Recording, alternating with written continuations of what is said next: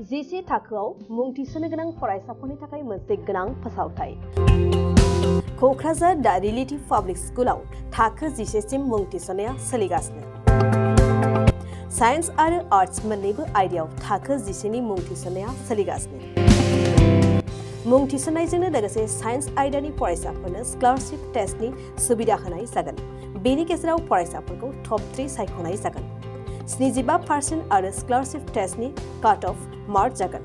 Topper जानो हानाय फरायसाफोरा 100% स्कलारशिपनि सुबिदा मोननो हागोन।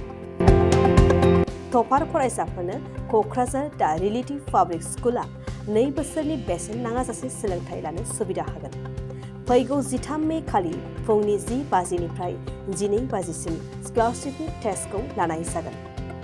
आबुं मिन्थिनो थाखाय 7086401137 नङाब्ला 9435704380 जानबुं अनजिमा आरो relativepublicschool@gmail.com आवबो जगाजग खालामनो हागोन।